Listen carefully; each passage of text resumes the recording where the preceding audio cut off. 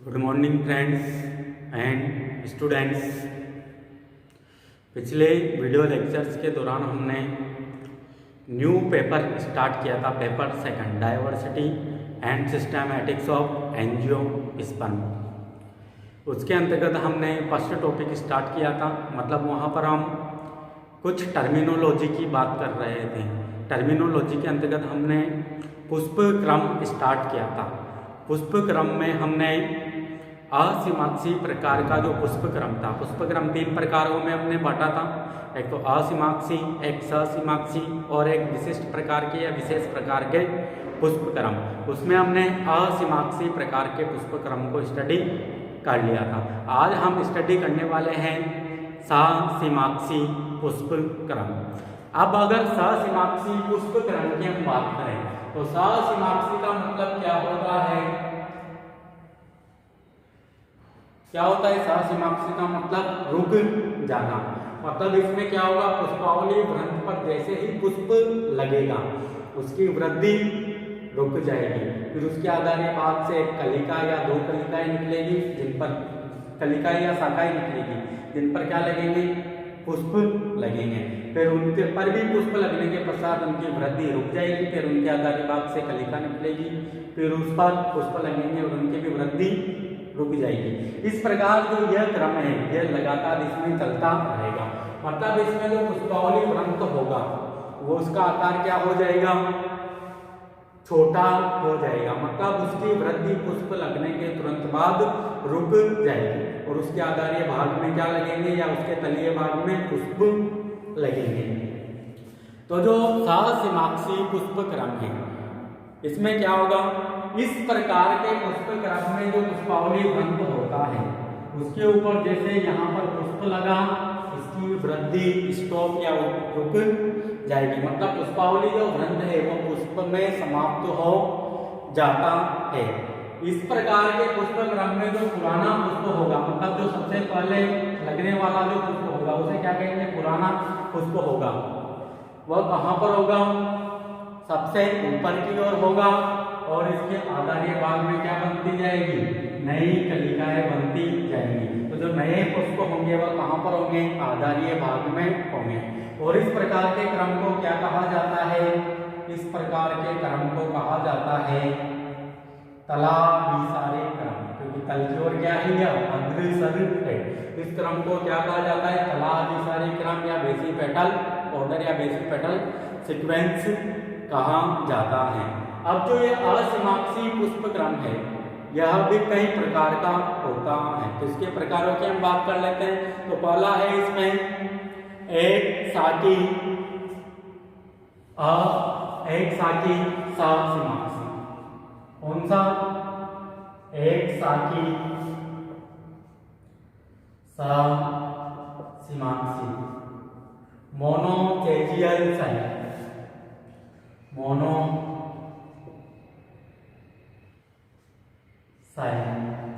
एक शाखी ससीमाक्षी या इसे यूनिपेरस साइन भी बोला जाता है। क्या बोला जाता है, यूनिपेरस साइन या मोनोचेजियल साइन, एक शाखी ससीमाक्षी।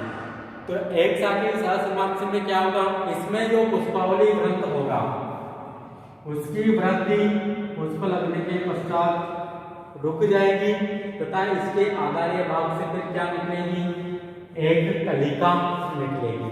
और कलिका या जो कलिका निकलेगी उससे क्या निकलेगी, पुष्पावली व्रंत या उप पुष्पावली व्रंत निकलेगा। उसकी भी वृद्धि पुष्प लगने के पश्चात समाप्त हो जाएगी। फिर इसके आधारीय भाग से वापस से एक कलिका जैसी संरचनाएं निकलेगी, जिस पर भी क्या लगेगा, पुष्प लगेगा। अब ये पुष्प इधर भी लग सकता है या इधर भी लग सकता है। इस आधार पर जो एक शाखी ससीमाक्षी जो पुष्प क्रम है ये 2 प्रकार का होता है। एक तो स्कॉर्पियोइड साइन और एक होता है हेलिकोइड साइन। तो पहले हम बात करते हैं स्कॉर्पियोइड साइन। किसकी बात करेंगे, स्कॉर्पियोइड साइन, या इसे बोला जाता है कुटिल एक शाखी सहस्माक्षी, कुटिल एक शाखी सहस्माक्षी या वृषिचकी एक शाखी सहस्माक्षी। और आपको पता है कि वृषिचकी या स्कॉर्पियोन जो होता है एक प्रकार की राशि भी होती है, और ये यहाँ पर पुष्प क्रम भी है। तो इस प्रकार के पुष्प क्रम में क्या होगा, जो पुष्पावली वृंत है, पुष्प लगने के पश्चात इसकी वृद्धि स्टॉप हो जाएगी और इसके आधारीय भाग से यहाँ पर क्या निकलेगी, एक अनादर प्रकार की शाखा निकलेगी।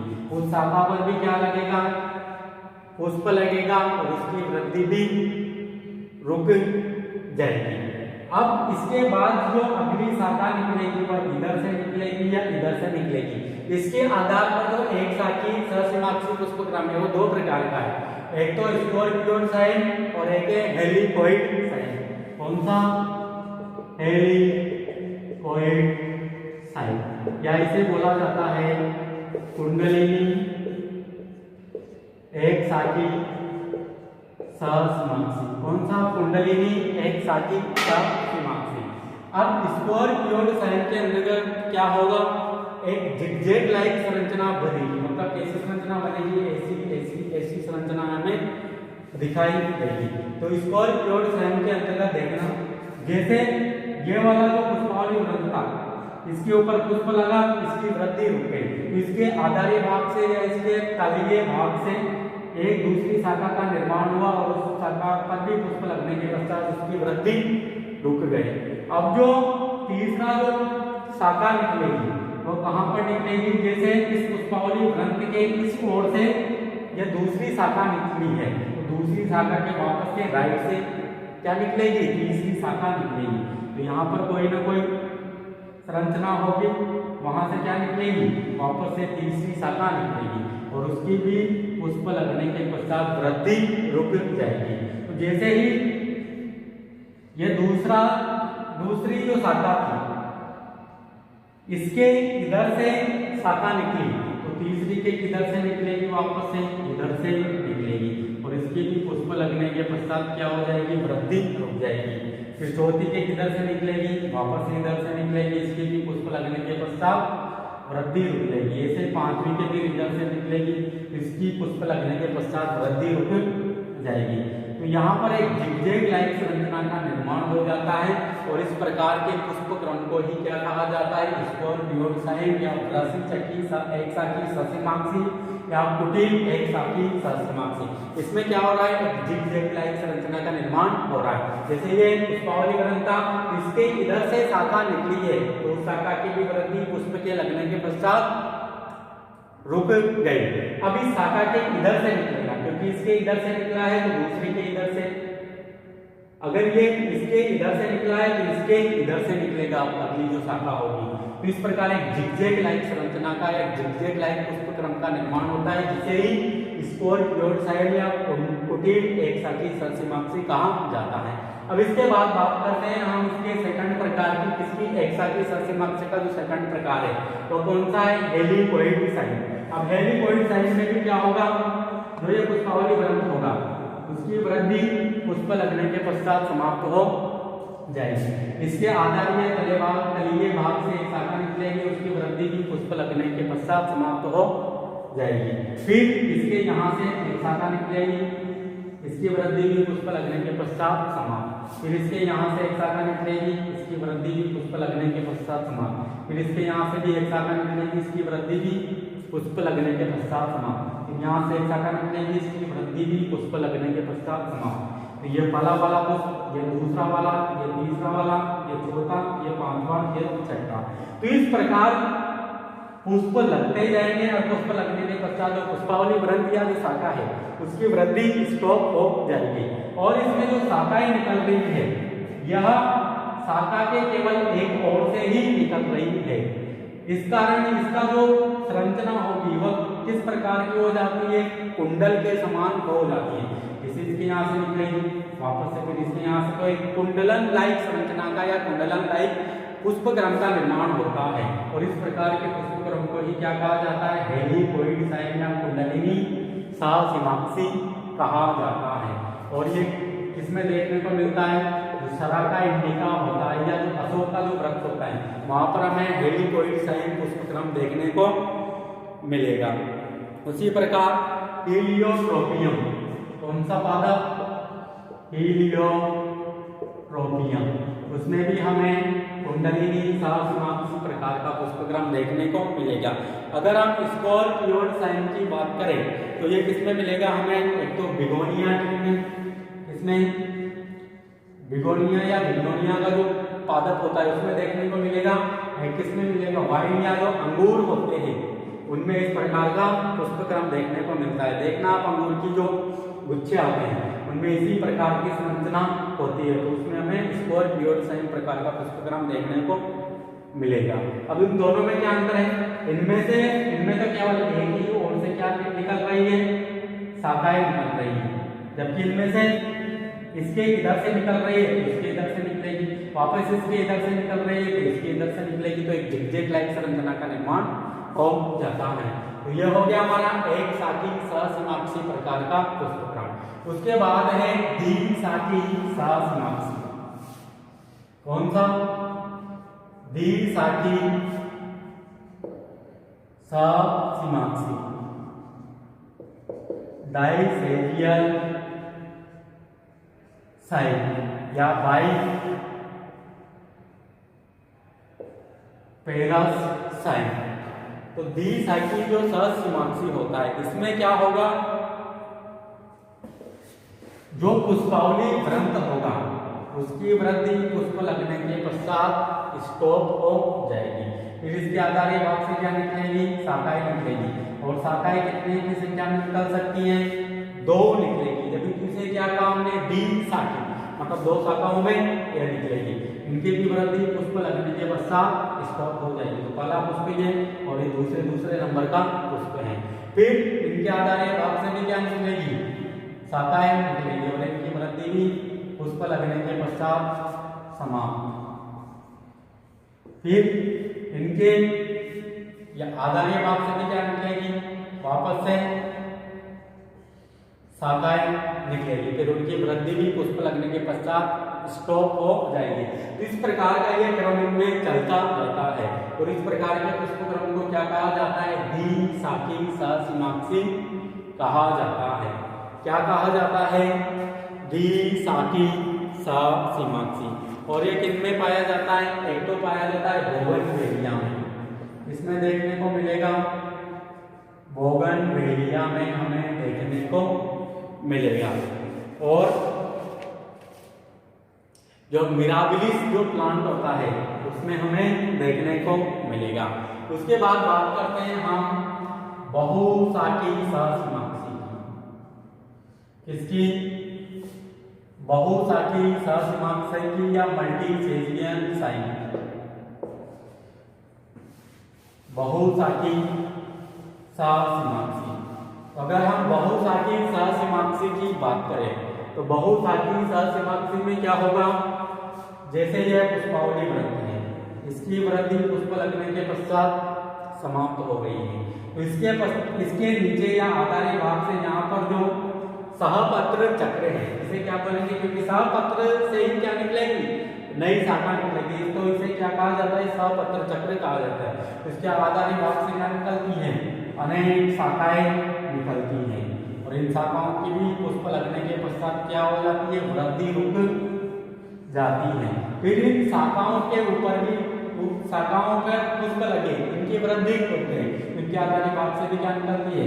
वापस से शाखाएं निकलती है, और इनकी वृद्धि भी पुष्प लगने के पश्चात समाप्त हो जाती है। ऐसी ही इस शाखा से भी निकलेगी, इससे भी निकलेगी, इससे भी निकलेगी, इस वाली से भी निकलेगी, और इस वाली से भी निकलेगी, और उनकी संख्या 2, 3 या 4 से ज्यादा हो सकती है। इस प्रकार का जो पुष्पक्रम बनेगा उसे क्या कहेंगे? बहुशाखी सहसिमाक्षी या मल्टीसेजियन साइन। और ये किसमें पाया जाता है? तो ये पाया जाता है तो नीलियम इंडिकम में, या जो कनेर का जो प्लांट्स होता है उसमें बहुशाखी सहसिमाक्षी प्रकार का पुष्पक्रम में देखने को मिलेगा।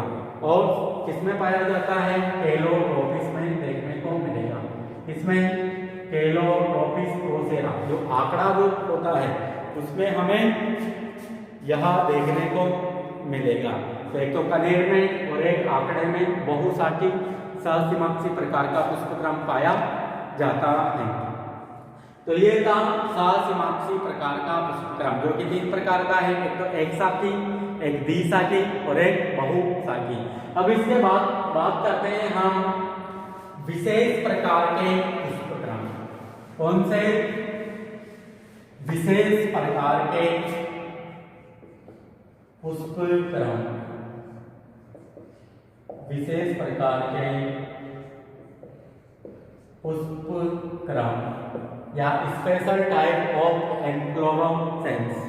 तो जो विशेष प्रकार के जो पुष्पक्रम है वह 3 है, एक तो साइथियम है, एक कूट चक्रक या वर्टिसिलास्टर है और एक है हाइपेंथोडियम। तो पहले हम बात करते हैं साइथियम की। इसकी साइथियम।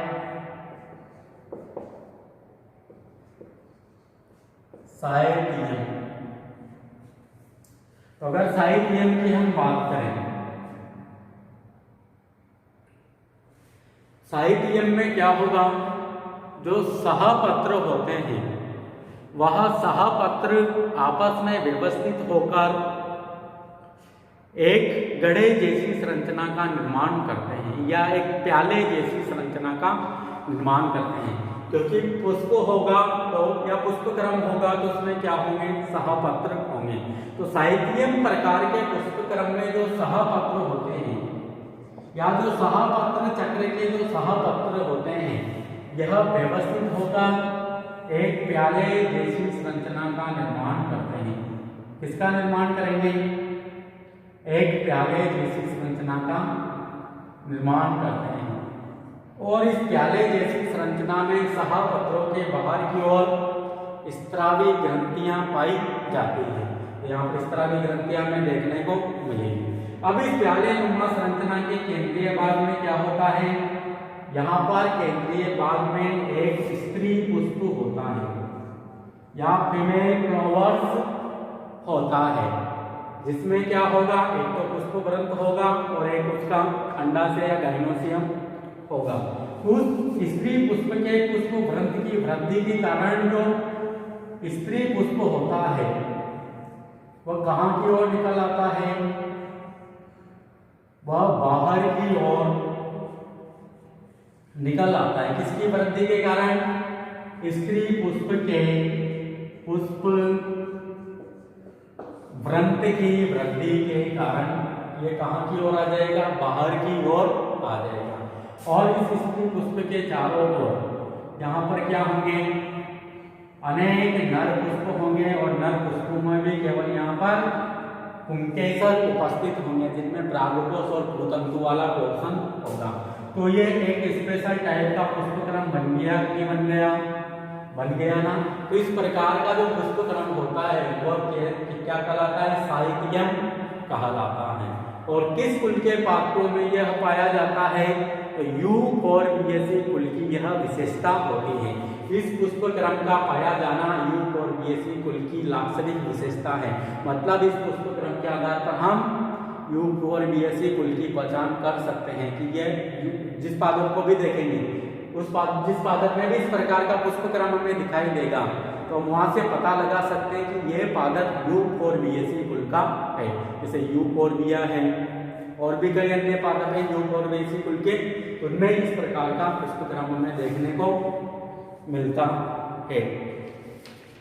इसके बाद हम बात करते हैं कूट चक्रक या वर्टिसिलास्टर। तो जो सेकंड टाइप का जो विशेष प्रकार का पुष्पक्रम है वह है कूट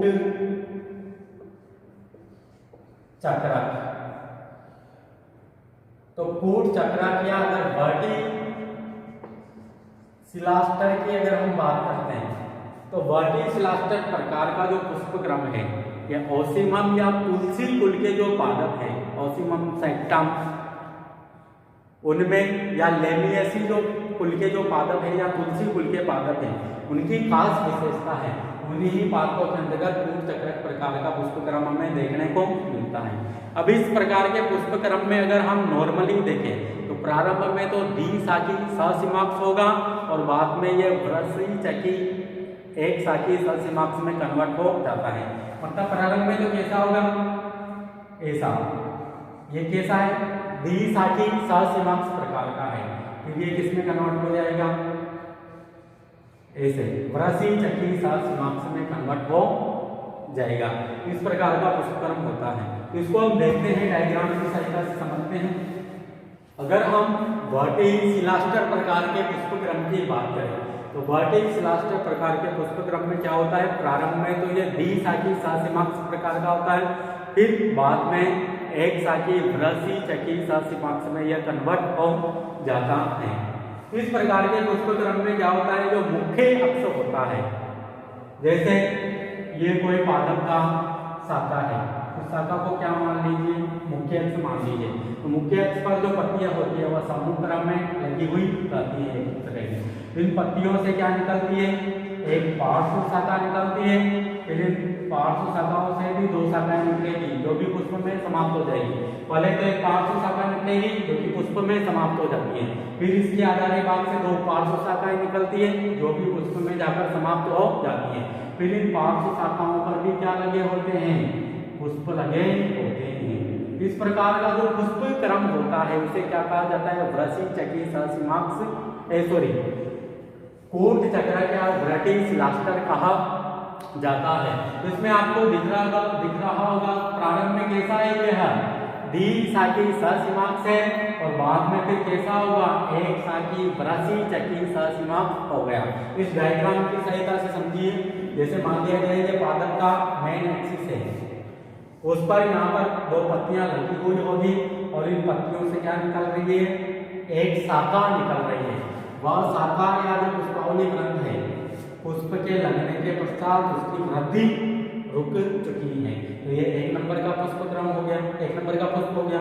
फिर इसके आधारी भाग से क्या निकलती है, दो शाखाएं निकलती है। दो शाखाएं भी पुष्प के लगने के पश्चात समाप्त हो जाती है। फिर इनसे क्या निकलती है, इसके आधारी भाग से तीसरे नंबर की शाखा निकलेगी जिसके ऊपर भी पुष्प लगने के पश्चात वह समाप्त हो जाएगी। फिर तीसरे नंबर के आधारी भाग से भी क्या निकलती है, एक शाखा निकलती है जो भी पुष्प के लगने के पश्चात समाप्त हो जाएगी। ऐसी ही प्रक्रिया यहाँ पर अपनाई जाएगी और ऐसी ही इधर की ओर अपनाई जाएगी। तो आपको दिख रहा होगा प्रारंभ में तो ये कैसा है, एक ऐसा दिख रहा है, यहाँ पर दो शाखा है, इससे तो क्या बोलेंगे हम, द्विशाखी ससीमाक्ष। और उसके पश्चात यहाँ पर कैसा हो रहा है, एक शाखी वृश्चिकी ससीमाक्ष हो रहा है, क्योंकि दूसरी नंबर की शाखा से जो तीसरे नंबर की शाखा निकल रही है ये इसके इधर से निकल रही है, तो चौथे नंबर की शाखा इसके इधर से निकल रही है। तो ये जिगजैग प्रकार से हुआ या नहीं हुआ, तो जिगजैग प्रकार से हुआ है और यहाँ पर शाखा पुष्प में समाप्त हो रही है, उसे क्या बोलेंगे, वृश्चिकी ससीमाक्ष या वृश्चिकी एक शाखी ससीमाक्ष। प्रारंभ में कैसा है, द्विशाखी ससीमाक्ष। तो द्विशाखी ससीमाक्ष और वृश्चिकी ससीमाक्ष का ये क्या है, मिला जुला रूप है। और इस प्रकार के पुष्पक्रम को कहा जाता है कूट चक्र या वर्टिसिलास्टर प्रकार का पुष्पक्रम। और किस कुल की विशेषता है, यह लेमियेसी या तुलसी कुल में यह पाया जाता है। हालांकि तुलसी कुल में केवल कभी कभी हमें यहाँ पर तीन ही पुष्प या द्विशाखी प्रकार का ही दिखाई देगा दोनों तरफ से, या कुछ यहाँ पर एक पुष्प ज्यादा हो सकता है, ऐसी संरचनाएं दिखाई देगी। परंतु तुलसी कुल के जो और पादप हैं उनमें इस प्रकार की व्यवस्था दिखाई देती है। अब इसके बाद हमारा जो एक और बच रहा है विशेष प्रकार के पुष्पक्रम में, वह है हाइपेंथोडियम। कौन सा, हाइपेंथोडियम।